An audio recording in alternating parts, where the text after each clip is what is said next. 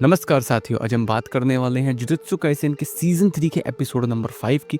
Episode की शुरुआत होती है यागा से। प्रिंसिपल काकुगन जी यागा से पूछते हैं कि ये क्या बना दिया उसने, आर्टिफिशियल कर्स्ट कॉर्प्स। इनकी खुद की कर्स्ट एनर्जी नहीं होती, लेकिन इस पपेट की खुद की कर्स्ट एनर्जी है। यागा अब एक स्पेशल ग्रेड है, लेकिन फिर भी हायर अप्स यागा को कारावास में रखने वाले हैं, क्योंकि अगर ये कर्स्ट कॉर्प्स यागा ने इंटेंशनली बनाया है तो फिर तो वो पूरी की पूरी आर्मी भी बना सकता है। तो कैसे किया उसने ये, जिस पर यागा मना कर देता है कि ये गलती से बन गया। अभी यागा अपने बनाए गए एक पपेट के पास होता है ताकेरू, जो कहता है कि बाकी सब यागा के लिए परेशान थे, इसलिए उसने उन्हें कह दिया कि यागा को तो बस थोड़ा सा वक्त चाहिए। क्यों है ना ताकेरू जीनियस, जिस पर यागा हामी भरता है और कहता है कि वो इस बार लंबे समय के लिए कहीं जा रहा है। बाकी फिक्र की कोई बात नहीं है, टेंगन का बैरियर इस जंगल को प्रोटेक्ट करेगा और ताकेरू की माँ भी उससे मिलने आती रहेगी। अभी यागा सबको अलविदा कर यहाँ से चला जाता है। मीनवेल पांडा को कुसाकाबे आज़ाद कर देता है। बेशक यह पांडा को इसलिए बंदी बनाया गया है ताकि हायर अप्स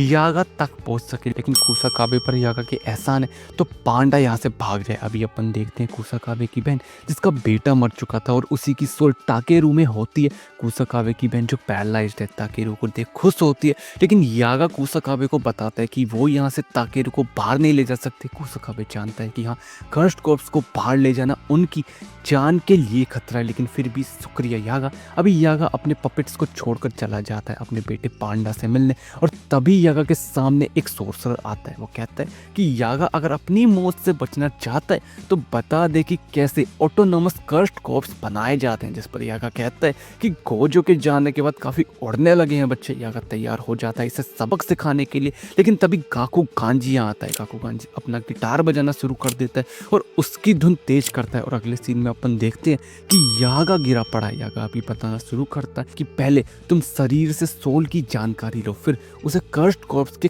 कोर में डालो। पर इतना ही काफ़ी नहीं है, 3 कंपैटिबल सोल्स को एक कोर में रखना जरूरी है। तीनों एक दूसरे को ऑब्जर्व करती रहेंगी, तभी एक सोल जन्म लेगी और कुछ महीनों बाद कर्स्ट कॉर्प्स खुद अपनी कर्स्ट एनर्जी बनाना शुरू कर देगा। ये सुन प्रिंसिपल बहुत चक्का रह जाता है कि अब क्यों वो ये सब बता रहा है। जिस पर यागा कहता है कि ये तो एक कर्स है जो वो अब काकू गांजी को सौंप रहा है। तभी यहाँ भागते हुए पांडा आता है। पांडा भागकर यागा को गले से लगा लेता है। गाकू गांजी पूछता है कि क्या उसे गाकू गांजी से लड़ना नहीं है, क्या वो उससे नफरत नहीं करता। जिस पर पांडा कहता है कि नहीं, वो नफरत फैलाने के लिए नहीं बना। यागा और काकू गांजी दोनों ही अच्छाई की तरफ से लड़ते हैं, लेकिन काकू गांजी पांडा के लिए सिर्फ एक चाकू है जो जमीन पर गिरा पड़ा है। लेकिन वो एक बात याद रखे कि पांडा भी रो सकता है, और यही पांडा अभी रोने लगता है। अभी प्रेजेंट में जहाँ यूजी और मेगुमी याद करते हैं कि टेंगन ने बताया था कि हाकारी टोगुची बिल्डिंग में अपने जुए का व्यापार चलाता है, जहाँ सोर्सर आपस में लड़ते हैं और नॉन सोर्सर्स उन्हें देखते हैं। कभी कभी फाइटर्स कर्स यूजर भी होते हैं, इसलिए दोनों को सतर्क रहना पड़ेगा। इसी वजह से दोनों अपने कपड़े बदलते हैं, क्योंकि हाकारी को वैसे भी जुजुत्सु से सस्पेंड कर दिया गया है। ऊपर से वो ये इलीगल फाइट क्लब भी चला रहा है, और अगर उसे पता चल गया कि हम जुजुत्सु से हैं तो वो तो भाग जाएगा। और जैसा यूटा ने बताया था कि वो उससे भी ताकतवर है, तो हाँ, उन्हें उनकी स्ट्रेंथ की काफ़ी ज़रूरत है। अभी दोनों बिल्डिंग में एंटर होते हैं, लेकिन बाहर बैठे आदमी उन्हें मना करते हैं कि ये कोई पिकनिक स्पॉट नहीं है बच्चों। जिस पर मेगुमी कहता है कि उन्हें पैसा चाहिए, और जिसने उसे यहाँ का एड्रेस दिया उसने उसे मार दिया। ये दोनों समझते हैं कि शायद ये वही मारा होगा, तो ठीक है,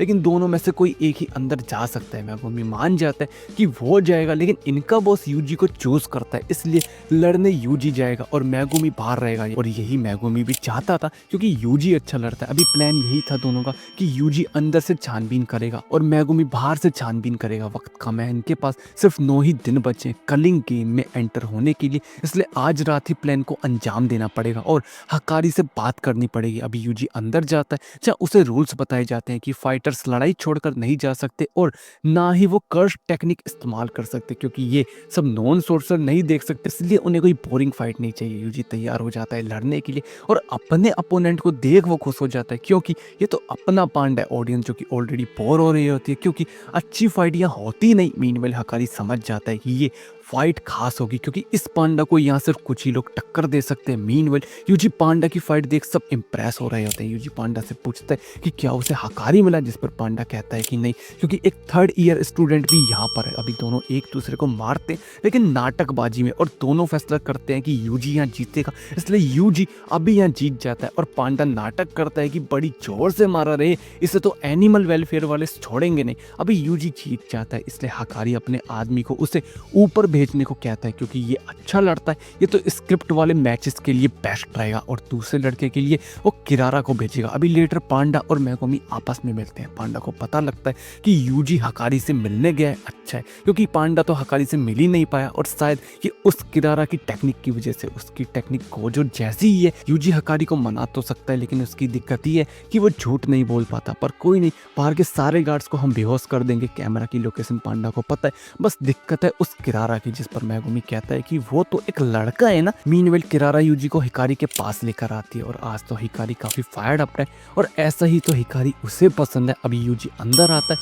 हिकारी उससे सीधा एक सवाल करता है कि अगर उसे दिन में 1 घंटा काम कर 10,000 येन कमाने को मिले तो क्या वो ये काम करेगा। जिस पर यूजी पूछता है कि और वो काम क्या होगा, जिस पर हिकारी कहता है कि उसके लिए उसे 20,000 येन का एक कोर्स खरीदना पड़ेगा। ये सुन यूजी इसे स्कैम बताता है। हिकारी कहता है कि हाँ सही, लोग रिच बनने का दिखावा करते हैं और फिर वो ऐसे कोर्स बेच देते हैं और फिर कुछ इडियट्स इन्हें खरीद भी लेते हैं। पता है क्यों? क्योंकि उनमें हीट होती है, सब में हीट होती है और बिना गर्मी के तो इंसान प्यार भी नहीं कर सकता। इसलिए हिकारी को गर्मी पसंद है और सीधे शब्दों में कहीं तो गर्मी मतलब जुआ और जिंदगी एक जुआ है। आज तक ना जाने कितनी लड़कियों ने हिकारी को रिजेक्ट किया क्योंकि वो जुआ खेलता है, लेकिन इस दुनिया में ऐसा कोई नहीं जो जुआ ना खेलता हो। लोग जुआ खेलने से नहीं डरते, बल्कि वो डरते हैं हारने से, बर्बाद होने से। जिस पर यूजी कहता है कि लेकिन कई लोग जुए से दूर भी रहना चाहते हैं, शांत जिंदगी जीना चाहते हैं। जिस पर हिकारी कहता है कि वो तो आज तक ऐसे किसी इंसान से मिला नहीं, उसे गर्मी पसंद है। गर्मी जुआ है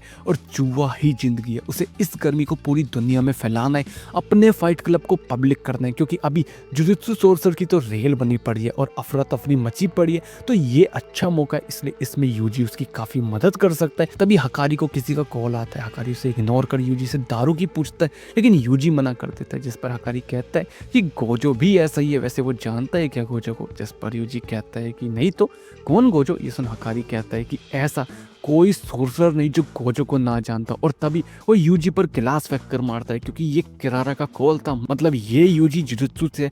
यूजी कुछ बोलने की कोशिश करता है, लेकिन हिकारी कहता है कि अब बात करने के लिए काफ़ी देर हो चुकी है क्योंकि हिकारी अब ठंडा हो चुका है। और इसी के साथ एपिसोड नंबर 5 खत्म हो जाता है। एपिसोड 5 कैसा लगा कमेंट बॉक्स में जरूर बताना। अच्छा बुरा वो भी अपना फीडबैक जरूर देना। एफर्ट्स अच्छे लगे तो लाइक सब्सक्राइब शेयर जरूर करना और मिलते हैं नेक्स्ट वीडियो में। तब तक के लिए धन्यवाद।